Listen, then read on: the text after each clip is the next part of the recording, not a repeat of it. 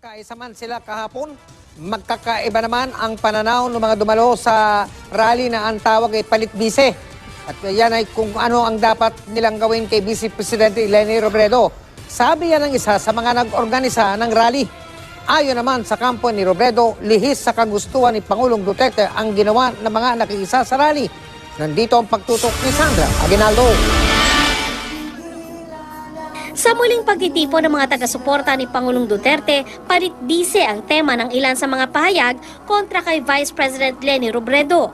Ipinahiya raw kasi ni Robredo ang Pilipinas sa video message niyang ipinadala sa United Nations Commission on Narcotic Drugs. Pero ayon kay Jimmy Bondoc, bahagi ng Davao Movement at opisyal ng Philippine Gaming Corporation, magkakaiba ang pananaw ng kanilang grupo kung ano ang dapat gawin kay Robredo. Yung gusto naming mangyari ay nagkakaiba-iba. Yung iba, impeachment ang gusto. Yung iba, gusto nilang mag-resign si Leni.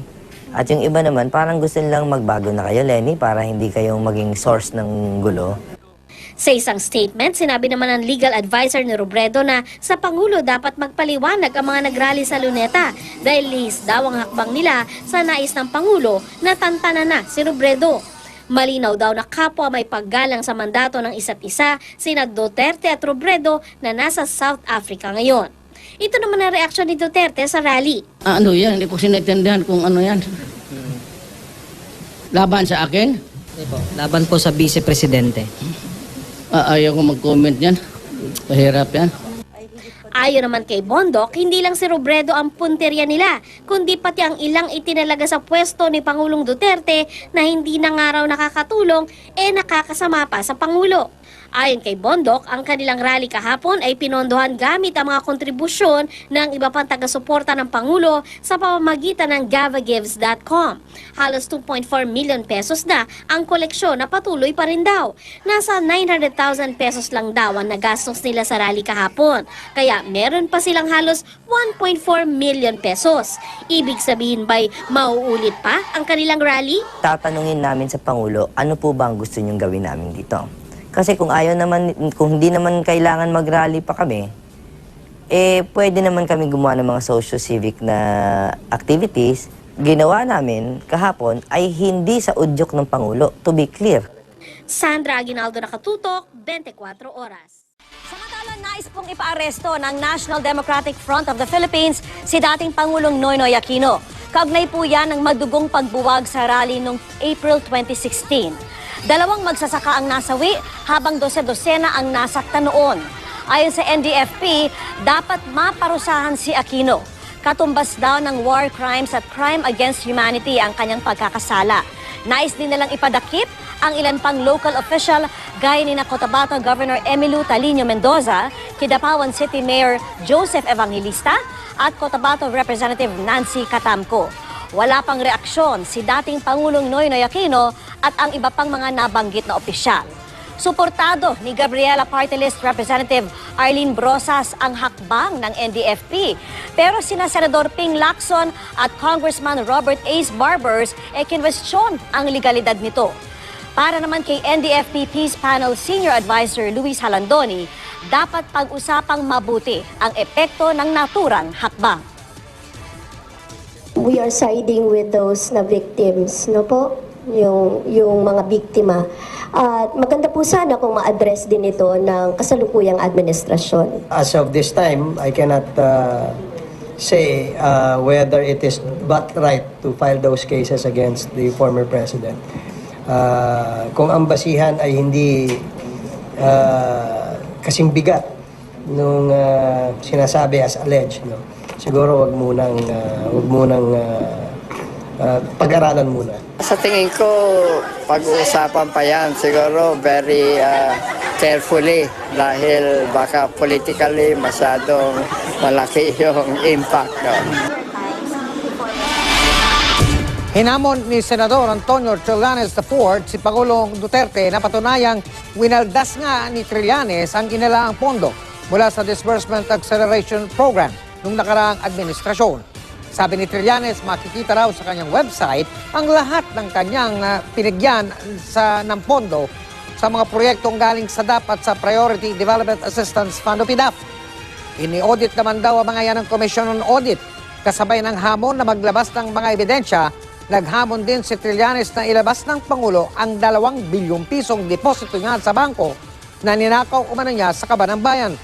Kahapon, sinabi ni Pangulong Duterte na patuloy raw na ginamit ni na dating Pangulong Noynoy Aquino, dating Budget Secretary Butchabad at ni Trillanes ang DAP kahit idineklara ng Korte Suprema na labag sa konstitusyon ang ilang bahagi ng naturang programa.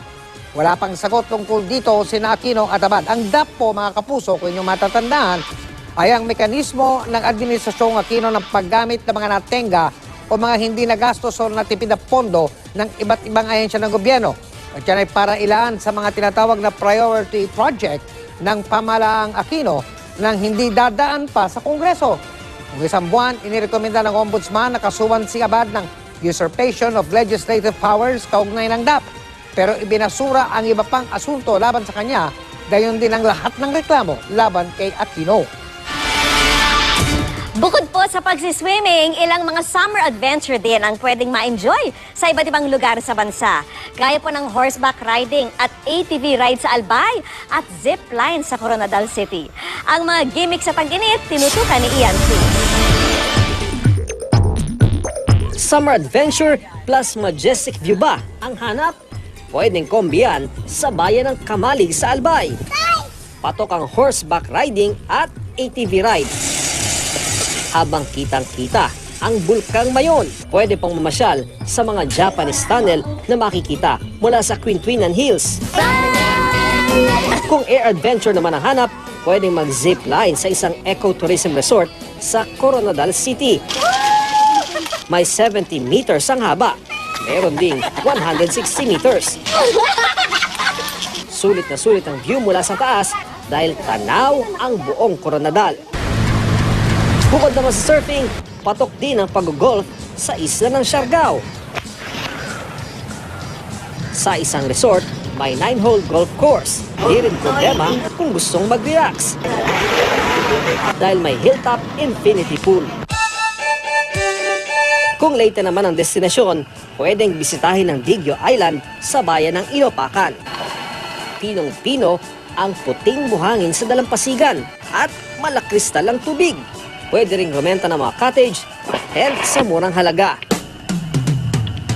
Nariyan din ang Himokilan Island sa bayan naman ng Hindang, isang isla ng Himokilan sa ipinagmamalaking 4 islas ng Leyte.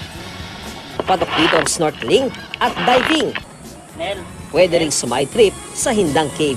Ian Cruz, nakatutok, 24 oras.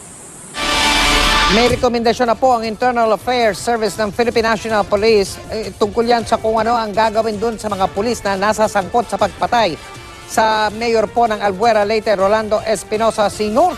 Handa raw yan panindigan ni Jefe Bato de la Rosa ng PNP pero nasa Pangulo pa rin na niya ang huling desisyon. Nakatutok si Maris Umali. November 5, 2016, nakitang patay sa kulungan si dating Albuera Leyte Mayor Rolando Espinosa Sr. at kapwa inmate na si Raul Yap. Ang grupo ni dating CIDG Region 8 Superintendent Marvin Marcos ang nag-serve at umano'y nakasagupa raw ni Espinosa. Humarap sa kasong kriminal si Marcos at 18 pulis ng Albuera na inihain ng NBI. Pinaaresto sila at nakulong. Humarap din sila sa administrative case na grave misconduct. Matapos ang 5 buwan, may rekomendasyon na ang PNP Internal Affairs Service. Mayroon po tayo sa case ni Marcos na demotion and suspension. Mayroon pa kasing ni-resolve pa yung ating IAS for this case. But the folder we received only demotion and suspension. Hindi pa inilalabas ng PNP ang rekomendasyon o utos kung ano ang sasapitin ng mga sangkot na pulis. Dahil hihintayin pa raw nila masabihan ang mga ito at makapaghain din ito ng motion for reconsideration. Napirmahan ko na yan, pero mahirap magkamali ako kung sinong Sige, sir, na-dismiss, but promise sinong na-demote, Okay. Yes, sinong sir. na-suspended. Ang sabi ni General Bato, handa raw siyang panindigan ang rekomendasyon ng IAS. At tiwala raw siyang rerespetuhin ito ni Pangulong Duterte na dating sinabi na hindi siya magdadalawang isip na ipardon ang mga pulis na mapapatunayang lumaban o nakapatay ng mga drug lord habang isinasagawa ang kanilang tungkulin. Si Superintendent Marcos nirelieve dati sa pwesto sa CIDG Region 8 dahil gusto sana siyang paimbestigahan ni Bato kung sangkot sa droga. Pero wala pang 24 oras ay ni-reinstate ng Pangulo. Siya naman talaga ang final. Nasa kanya lahat yan. Pero in fairness to him, hindi talaga siya nagkikialam. Kahit na may final recommendation na may karapatan pa raw ang 19 na pulis na mag-file ng motion for reconsideration. Mariz Umali. Ayon sa Bantay Bayan ng Barangay Poblasyon, nagsasagawa sila ng peace and order operation sa P. Burgos itong weekend kung saan napasama ang nasabing ladyboy sa mga na-round up. Tumakbo raw at napunta sa police outpost. Hindi na masabi ng mga nakausap namin kung ano ang nangyari, pero napunta ulit sa kanilang kustodiya ang ladyboy at na-release din matapos madokumento. Ang mga pulis sa video tukoy na at humarap na rin sa hepe ng Makati Police para magbigay ng pahayag. Hindi nila alam yung incident na sinasabing nagkabugbugan. If we will just base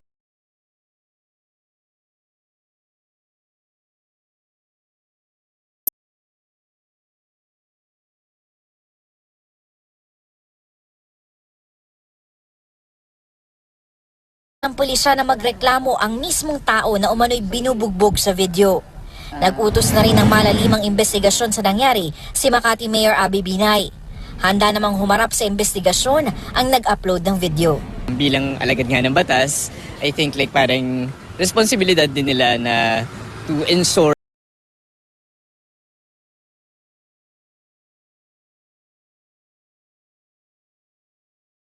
hindi siya commensurate, like hindi siya equal sa kung ano man ginawa sa kanya. Salima Refran, nakatutok 24 oras.